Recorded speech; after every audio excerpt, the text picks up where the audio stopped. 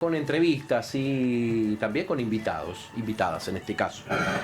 Porque vamos a presentar a Cecilia Beitía, que es magíster en gerontología y profesora adjunta de la Cátedra Familia en la Universidad Nacional del Comahue, porque queríamos hablar con ella sobre el tema de, bueno, ¿quién cuida a los adultos mayores, ¿no? Cuando hay cambios en la familia, cuando hay cuestiones que tienen que ver con los cambios demográficos en las ciudades, ¿no? En los lugares. Y bueno, estamos ya con ella. ¿Cómo andás? ¿Bien? Bueno, ¿qué tal? Gracias Muy por bien. venir. Muchas gracias bienvenida. por la invitación. Es un placer. Teníamos ganas de hablar hace tiempo, Bueno. ¿no? Del tema de los adultos mayores. Es espinoso, ¿no? Es Porque un tema que hoy nos atraviesa. es una realidad, sobre todo en Neuquén, que ha dejado de tener mayoritariamente población joven Tal cual. para empezar a tener población añosa. Tal cual. ¿No? Así es.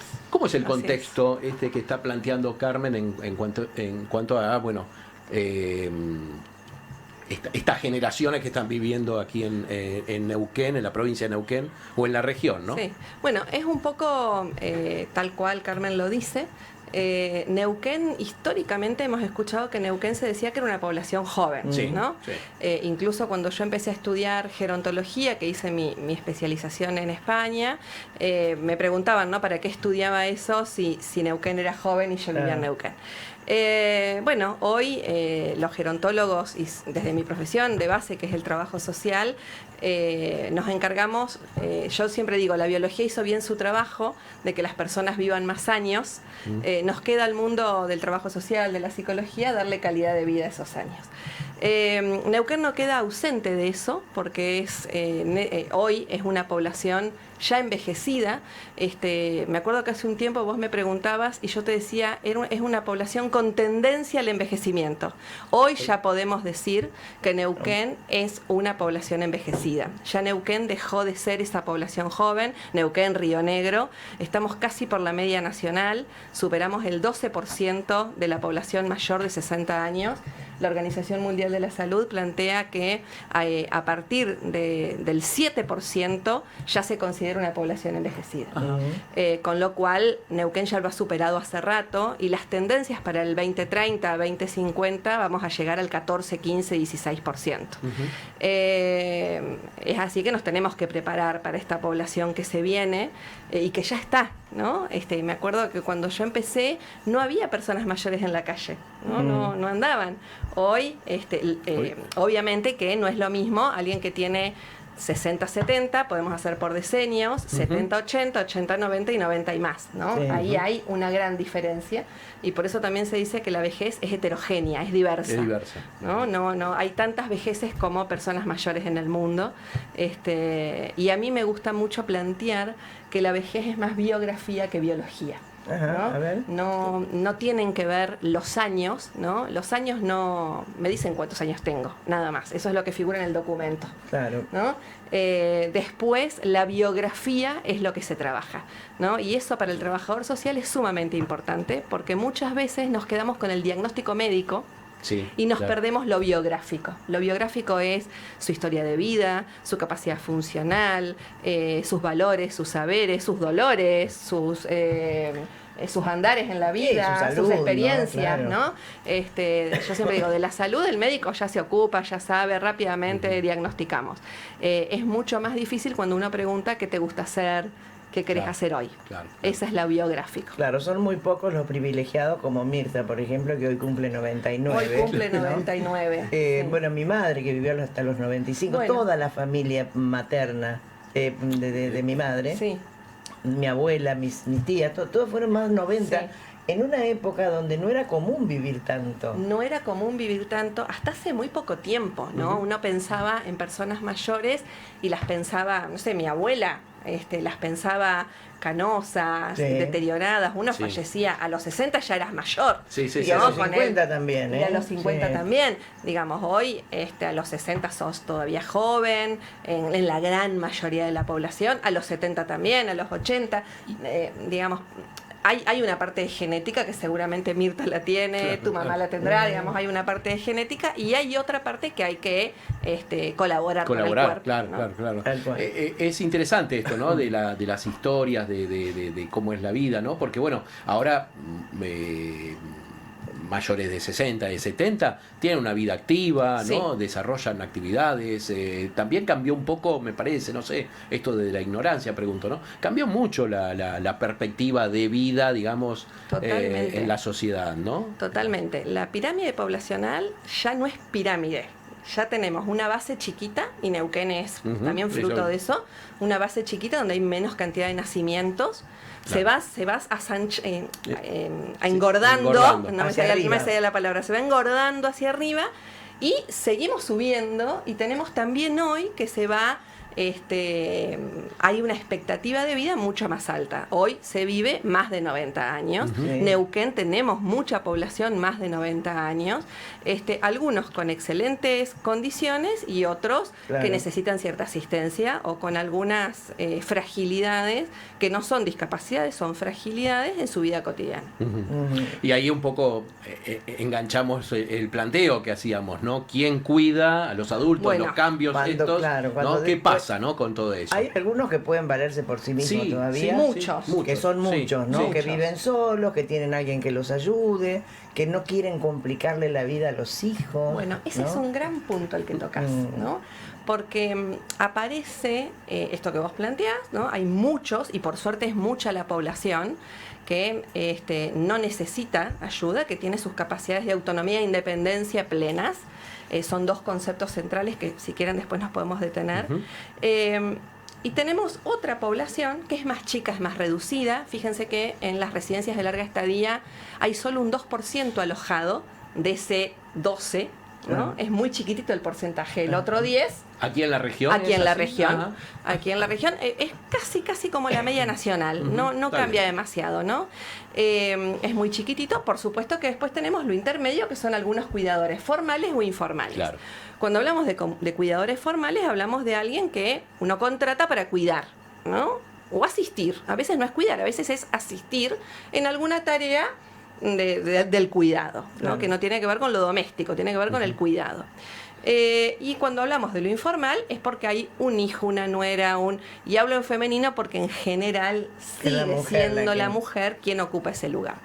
Y acá tenemos algo que se llama que es la generación sándwich, ¿no?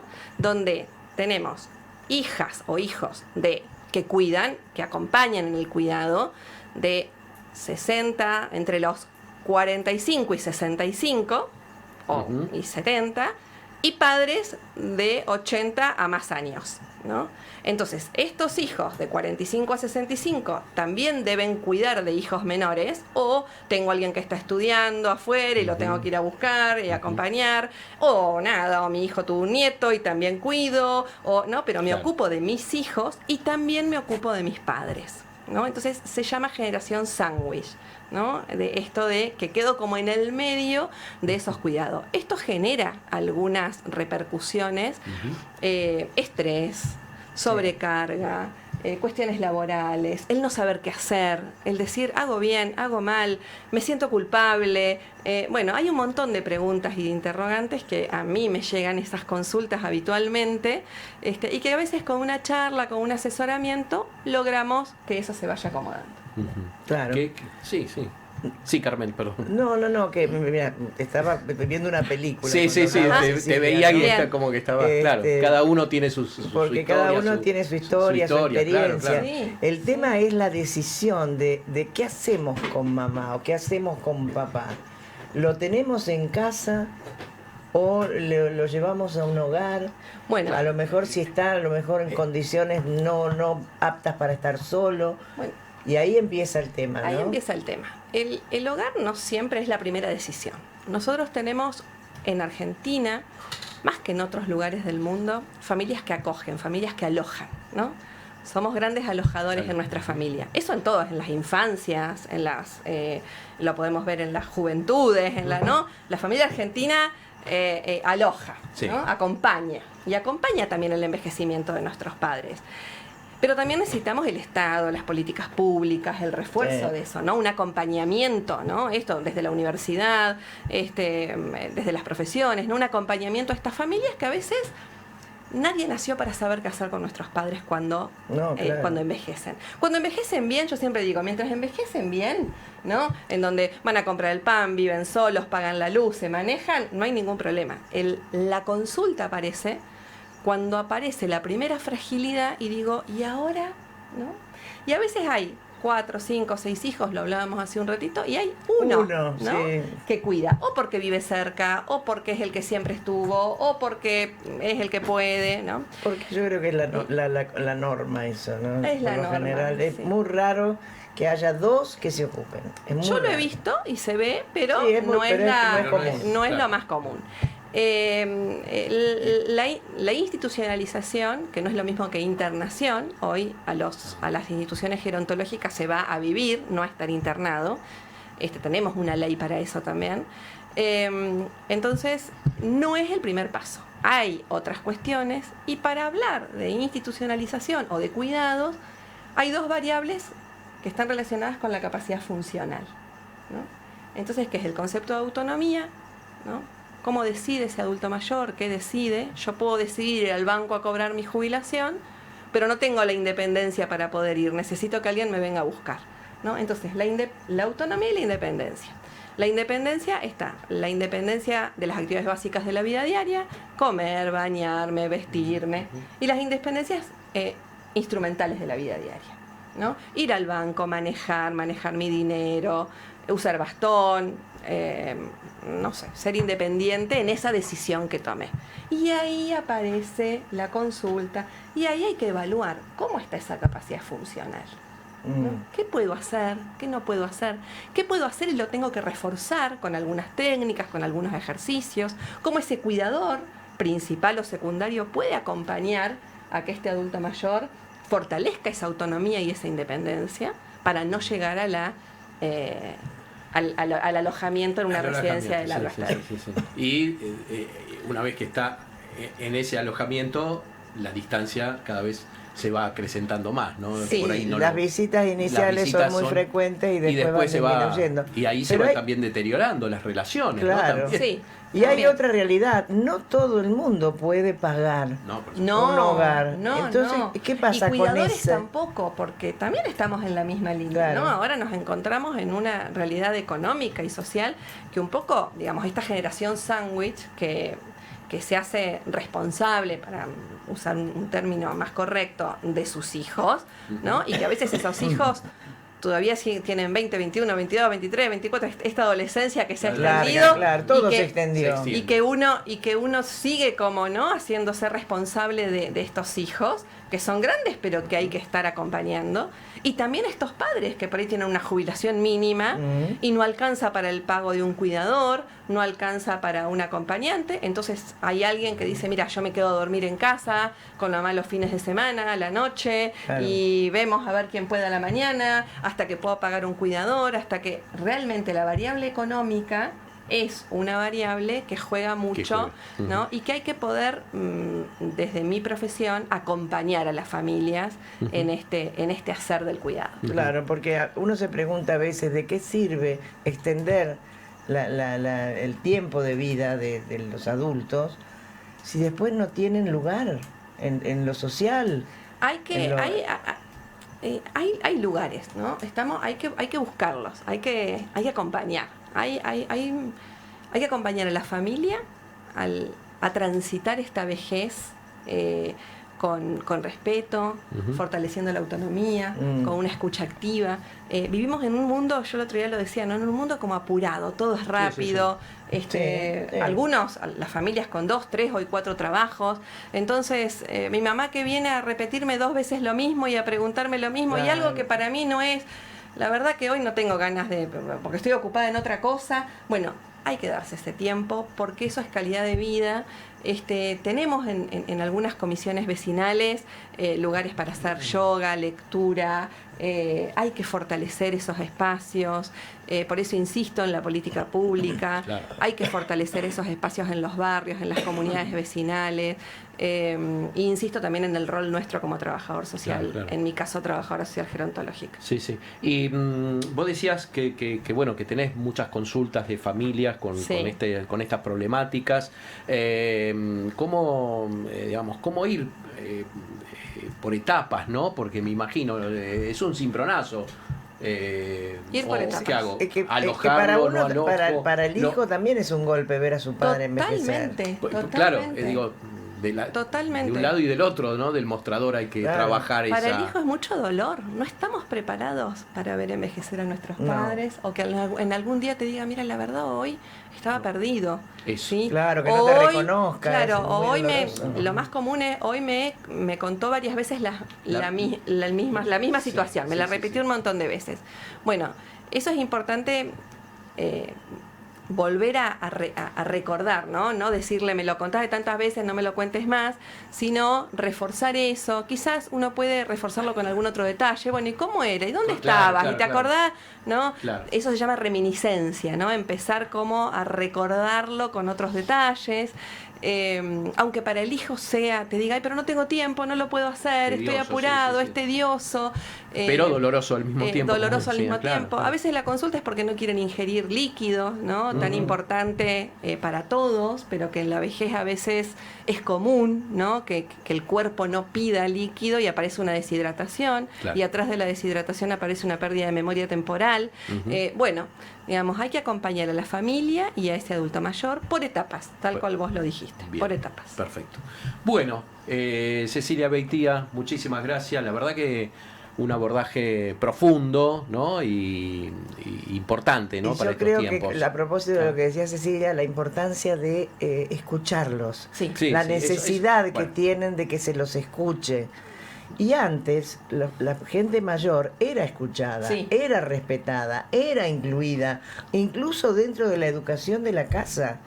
Cada vez han sido más desplazados. Claro, antes también vivían, ¿no? Y vivían en la casa familiar. Claro. Bueno, eso se está volviendo un poco también, ¿no? También se está volviendo. Hijos que como no pueden sostener un alquiler, van a vivir con su familia a la casa de los padres mayores, ¿no? Lo plantean como algo transitorio o al revés, ¿no? Venden la casa familiar afuera. Nosotros tenemos en Neuquén una población mayor migrante, ¿no? De otras provincias. Entonces por ahí alguien quedó viudo en Buenos Aires, en Río Negro. Vendo la casa de Buenos Aires de mamá o papá y traigo a mamá, que en general es la vejez, tiene cara de mujer, se dice, ¿no? Las mujeres vivimos 6 años más que los varones en promedio, digamos. Entonces traen a esa mamá a vivir con ellos a la casa y le hago un lugarcito, veo cómo en el comedor primero acomodo una habitación, y eso también tiene su costo y hay que trabajar. Claro. Sí, lo pensaba, ¿no? Por ahí esa mujer que quedó viuda y están los hijos acá, traerla para acá, bueno, pero ella también se desprende de su hábitat, de su lugar, Yo creo que mientras puedan valerse por sí mismos, tienen que dejarlos en su lugar, con su barrio, con sus cosas, con sus vecinos, con sus vecinos. Es un golpe muy fuerte el traslado en la vejez. Pierden absolutamente toda esa independencia que tuvieron toda la vida. Pierdo todos mis contactos de toda la vida. Bien, Cecilia Beitía, especialista en gerontología, muchísimas gracias. Por acercarnos este tema tan importante, tan complejo también, que más de uno lo está viviendo o lo ha vivido, ¿no? Y me parecía que era traer la voz de una especialista para este tema era importante. Así que bueno. Bien, 17:27 ya. Carmen, nos estamos... Bueno, te cuento que la temperatura llegó a 35. O sea que cuando salga me voy a... de calor. Va a ser calor. Bueno, bien. Gracias, Cecilia. Gracias, Cecilia. Muy amable. Bueno.